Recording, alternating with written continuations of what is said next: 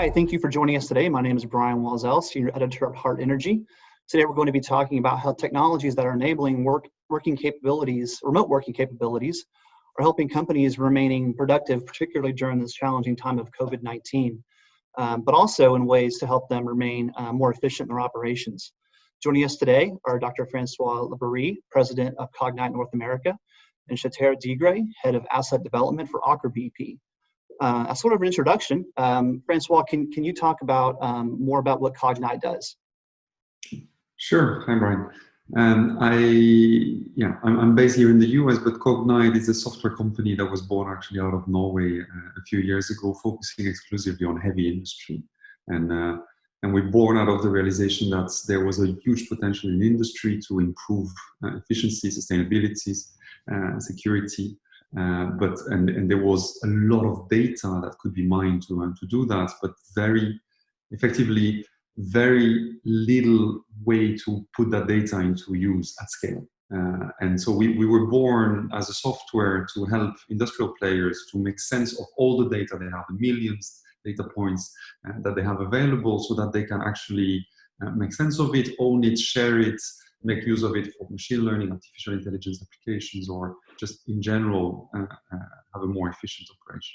And that's what we've been doing, and we've been working a lot in the oil and gas upstream, and Kjetel and Aker BP have been a great partner from the very beginning, actually, for Cognite for that journey. Yeah, that's great. Thank you. And Kjetel, could you talk about your work at Aker BP and give us more details, of course, about what you guys do?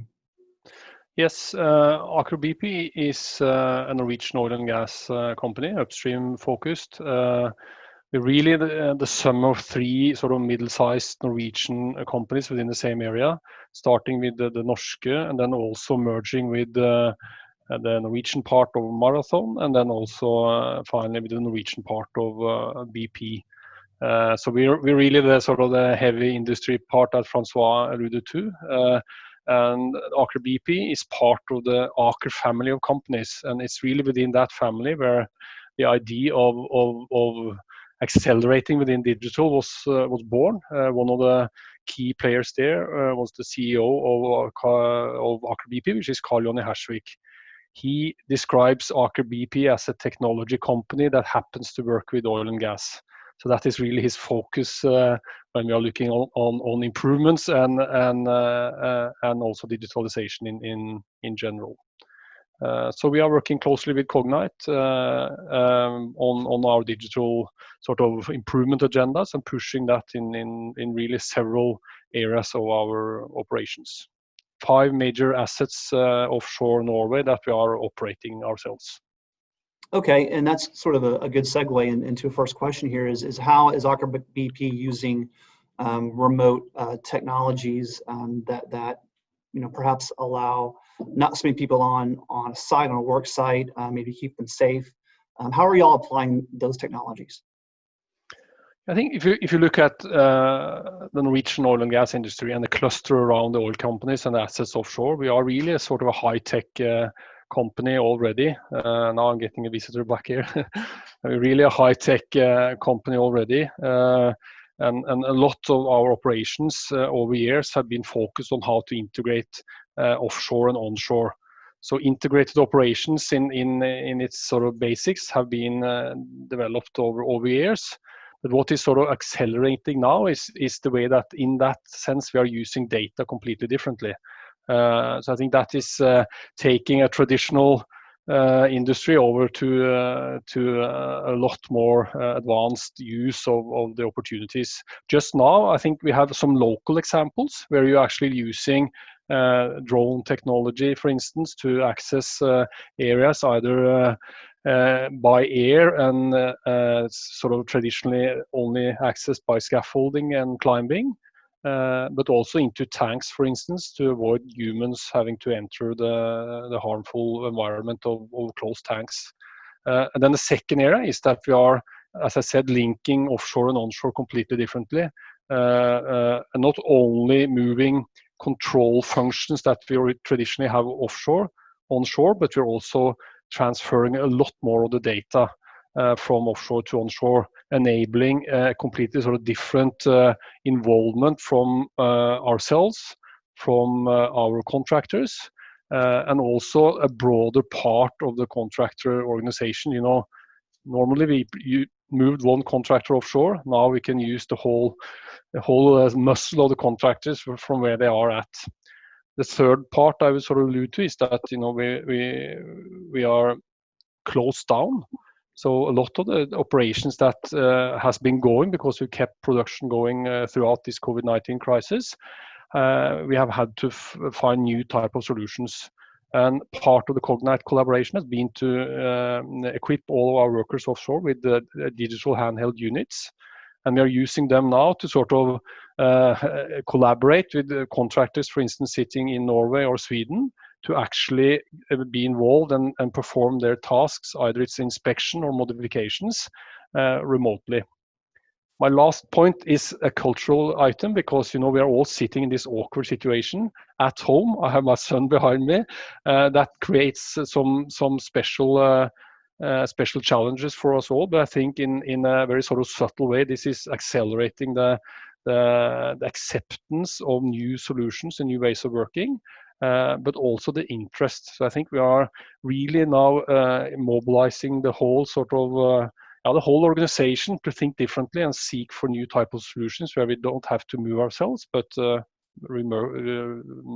remotely. Sure. And Francois, I'll kind of give you a chance here to talk more about in detail what Cognite is doing. Can you describe specific technologies, how they work and how they are applied in remote operations, such as the ones that Kjetel here described? Sure. I think actually what Kjetel described is really core to the problem, because the technology has been there, and effectively the type of technology we use are technologies that are widely available. And if you look at the type of tools that we're using, yes, there is a specificity to applying it to oil and gas, applying it to discovering huge data sets, but I think what Kjetel described, which is the innovation-driven approach of Aker BP, but also the willingness to change the way they've been working, that's a component that is really critical to making this a success. So I think this is really the complex part of it, because when it talks about engaging contractors differently, sure, we're pulling millions of data points per second, and we're having images and documents, and we make them available at fingertips in seconds of delay. That's all fantastic, right? Technologically, it's great that you can open a web browser at home and have access to what's happening in an FPSO offshore, thousands of miles away in the North Sea. But I think what's really remarkable is, in order to actually get the benefits from it, you have to accept to work differently. First of all, you have to accept that people can work from home. But also what he mentioned on the contractor, I think it's really very interesting, because it's not only giving access to your suppliers to the data of their equipment in operation, and so that they can provide you new services, but it's also engaging them completely differently business-wise. So what Kjetel is doing is actually also saying, I'm going to give you access to all your data, so you can actually, and you have thousands of pumps in the case of Framo, which is an example that has been widely talked about. But so you're gonna be able to predict failure. You're gonna be able to help me increasing uptime, and you can do that. You don't have to be in my building. You don't have to be in my operations. You can do that from home today. But on top of that, they've also been putting incentives and alignments on the KPIs for all of these performances, and have added as well, which is a big topic here in the US. They've also added environmental impact as part of the KPIs. So it's about energy consumption, it's about oil and water and pollution, as part of the actual monetary upsides that the contractor may have to support and be aligned with Aker BP in their operation. And I think this is not technology, right? This is really the way you engage and the way you actually build your business that is really getting transformed. And I really think that's fascinating. Changing this culture and way we're working, changing the business model, you go through a transition. If you own a vessel, you want to use it and sell it day by day. But if we come up with remote technology, which sort of replaces that major factor, we need to find a new way of creating business and win-win situations. So that is on a broader scale, obviously, but a lot of the business models are about selling days and not necessarily seek for the effectiveness that we are looking at now, and also the additional factors like ESG. I can also mention on the other side, which is more technical, that trusting all these different new ways of working in technologies, we need to make sure that the foundation of data is understood, it's correct. We have a master data quality program, which is really all about tidying up and standardizing that across all our assets. And that is a big lift and shift. And as soon as we are there, using the same applications on top of it, I think that will be automating things even further, because now it's always a matter of having to quality check things, etc. But the thing we are doing on the data foundation is now really going to improve that. One thing that Aker BP has done as well with the data is people talk about closing the loop in automation, right? And what they are doing as well is actually use this foundational data, the data you can trust, to build algorithms to optimize operations. So there's a multitude of machine learning and physics-based optimization they're running on their assets. But they're also closing the loop, meaning that the operator in the control room gets the inputs of what should be entered in the DCS or what should be operated concretely in the machine. So that means that it goes from the asset to the cloud to various algorithms. It is quality checked around the way, so you know whether you can trust it or not, and it's looked all the way back to in the control room so that you can optimize in real time the operation. And that's and nothing prevents, by the way, to directly go to the control systems. So if you really want to have this very closed loop, very complex optimizations, you need to have a very, very strong foundation of data, and you need to build a trust in it, right? We go back to purely beyond technology. There's this trust element in the way we work, which I think is remarkable. Kind of turning attention now to the more immediate environment we find ourselves in, of course, the COVID-19 pandemic. And this question is really for both of you, but Francois, I'll offer it to you first. What lessons has Cognite learned amid the pandemic in terms of enabling and implementing remote operations? Maybe one of the surprises is we expect, this is tough for all our customers. The times are tough because not only of the pandemic, but also the general oil price situation. And what we have realized is that all of them have doubled down on their digital operations. So they recognize that the only way to come out a winner out of it is to actually master the type of solutions that we are working with them on developing. So that and that was not a given when we started, because you could imagine that these are future programs, and maybe that's not something that would be on top of mind, but it has been on top of mind. And if you think about the things we talked about, right? Enabling remote operation, even from the couch, enabling different business models where there's an alignment and incentive, enabling automation, enabling use of drones or robots in the platform. All of that actually plays very, very nicely with the context we are facing right now, which is both COVID and need for better efficiency in the operations. So. Sure. Kjetel, do you want to add on to that? Yeah, I think it learned a lot, obviously. I think 3 categories. One is the one I alluded to initially, that we are learning as an organization, working differently together. And I think that is a sort of a direct effect on creating new opportunities on how we execute our daily work. And that is not insignificant when you look at the number of people we are. So I think we're learning a lot there. Secondly, we have decided, and I think we believe that going through this is not about stopping everything that we have going. It's really to strengthen our change and improvement programs and doing it even faster. So we believe that is the answer to sort of facing this crisis, and that I think we get a positive echo from the whole organization. We understand that is what it takes to really come out of this in a good shape, and perhaps even as a stronger and a winner of it all. Thirdly, we have sort of taken it down a little bit when it comes to creating a lot of new thinking and new initiatives. So I think, use the word of Francois, we are closing the loop in a different way. We have a lot of insight and applications that has been brought to a certain maturity level. Now we are reorganizing Aker BP through a digital operations center to make sure that we're really able to implement it, what to call it, productify it or whatever, for daily operational use. So we are really closing the loop to take out value of what we've created so far. And we see a momentum around that thing now, which is a lot better than when things were not such a crisis. One of the discussions around the technologies like digitalization, digital technologies, and automation, remote operation technologies is there's a fear that they may replace the workforce, but there's also a thought that it's not so much replacing it; it's more enhancing the abilities that the employees out there do have.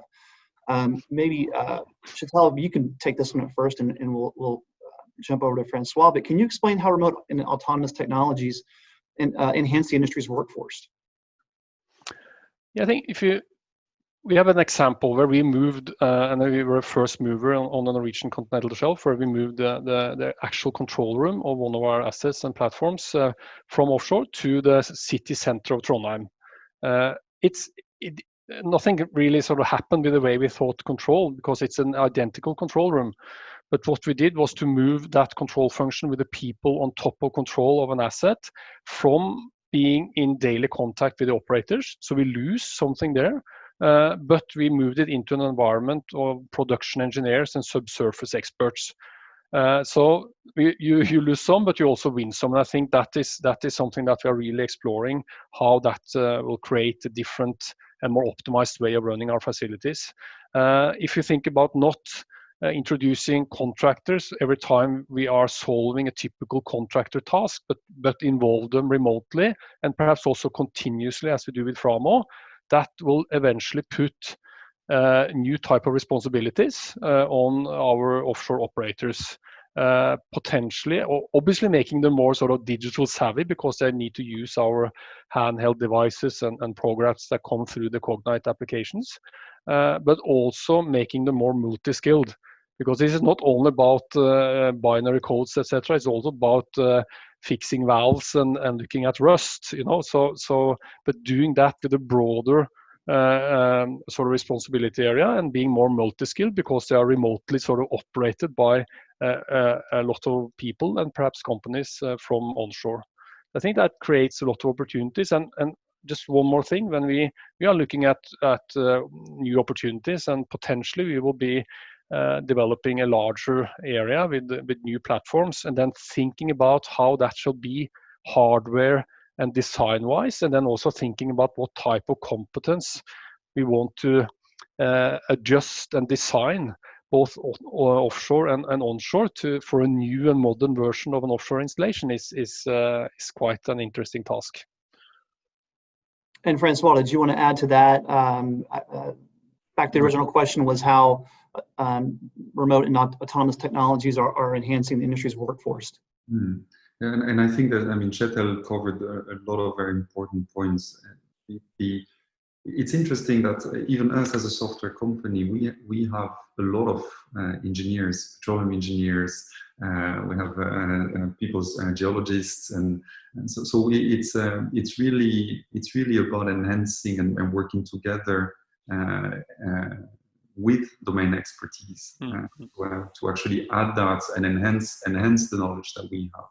So what we see very often is that the most successful applications are not purely software based or machine learning based. It's really a combination of a domain understanding and domain competences together with advanced analytics or machine learning that will come into play. So what that means is that the existing workforce has really huge knowledge and amount of competences that are highly reusable in the digital future. And when it comes to the operations themselves, we have seen really, Kjetel talked about it, right? This augmentation, the fact that you bring the information to the people on the field when they do the job. You may provide them more context as to what they need to do. You may augment them with a drone or a robot to go into a dangerous area. So it really is an augmentation. And yes, there will be efficiency gains, which mean that maybe you will need less people on the ground at any given time. That is a possibility. But on the other hand, it's not going to be nobody on the ground. I don't think that's a foreseeable future. And another thing that has been happening during this crisis that is quite interesting is there's been a push also for learning and reskilling. So there's a big initiative in Norway, and Aker BP and Aker is a big proponent of it, which is called the Industrial Digital Academy. Together with the Norwegian government, has been pushed to build online courses, and Cognite has participated actually building online courses to actually allow the engineers, the technicians to actually acquire new skills that will allow them to be more performant and work better with the digital technology as they come back to the field. Sure. And this question is for you, Francois. In this time where we're seeing, I guess we're more forced remote operations, I guess, people working remotely, is Cognite seeing more of an interest in companies who might have been hesitant to adopt these types of technologies now, considering the environment that we're in? So there is certainly an understanding that things have to change. And that's extremely helpful in the discussions, right? Because it creates a sense of urgency. If I look at purely the American market and the massive onshore and conventional area, I'm not sure that the urgency is there. I think right now it's a massive crisis mode, and I don't think they've yet cooled their head enough to actually look at what tomorrow will be made of. You do have statements, but from what we can see, it's mostly our statements right now. I am sure, based on the conversation we had before the crisis, that this is the general direction and there will be an acceleration. Probably we'll see a consolidation of the markets before they're ready to take these conversations more seriously. We'll go with the last question here, and this is for both of you. And Kjetel, I'll start with you. Where do you see areas of opportunity for growth in terms of autonomous and digital technologies allowing remote operations? Where do you see this sort of progressing or evolving sometime in the near future? Well, first of all, I mentioned earlier on that we are looking at new fields, and if we want to take it to the max, we will design them and understand the technology needed for not being dependent on people in all functions, and perhaps not at all out offshore. We have examples of that on smaller platforms, and we need to look at what it takes both through digital technologies, hardware in general, but also from the regulatory perspective. So doing the right things early on in those type of field developments is crucial, and then learning from what we've done now, really sort of brownfield together with companies like Cognite is essential. And then just look at how we are set up to bring competence and people, expertise to a location to solve a task. We've had remote inspections of cranes where only our own people have been offshore, and all the experts doing that job is sitting in a home office like I'm doing now. And we need to look for more of those opportunities. And if the current version of that type of contractor involvement is not suitable, we might look at different versions of it. They could sort of collect the type of tasks that can be remotely, and they can collect the tasks that need to be done with physical presence.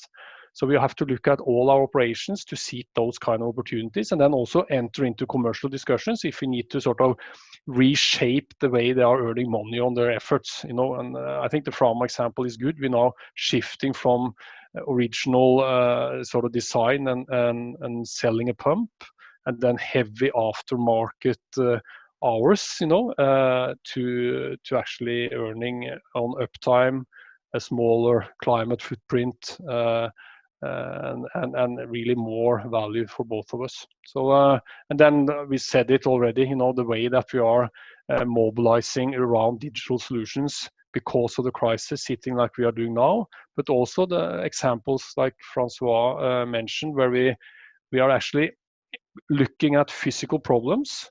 And what happens is not only that we create an algorithm or an application, but we are mobilizing the awareness of our people. And one of the examples is about the multi-phase pump that we had a lot of problems with.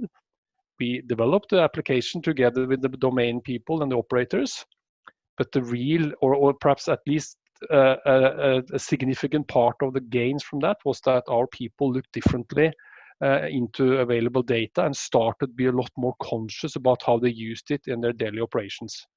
So I think we are mobilizing curiosity and shaping a culture around this, which is really going to be accelerating a lot of the developments. Okay, and Francois, final thoughts on sort of the evolution of autonomous technologies?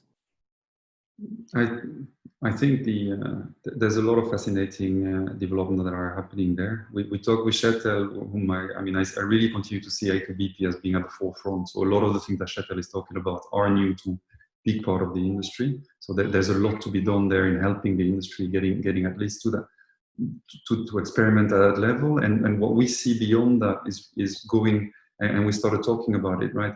It's automatically discovering systems. You have drones, you have robots. These are sensors on that are movable. So effectively, the system itself. So we're building a virtual representation of the operation, what happens is that this representation can decide that here something is happening. I need to actually understand the situation better, and you're dispatching actually your additional sensors, whether that's a robot or a drone, to acquire additional data. And based on the data acquired, then you start taking decisions. And this is not science fiction. I mean, we are working with Aker BP on some of these things already, right? And then if you remember what we talked about a little earlier, closing the loop. So maybe even the remedy may be acted directly and implemented directly on the facility, which goes back to the vision of a lot more autonomous facilities offshore. So, and I think this is fascinating because you will have humans in the loop, but they're going to be far more administrating and preparing and planning and surveilling the execution than actually on the execution itself.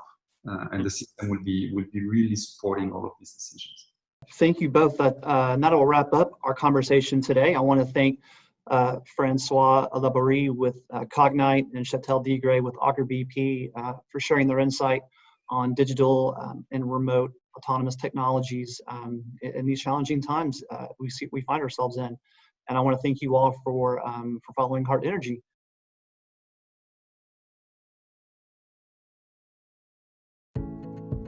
For more Hart Energy videos, follow our social media channels.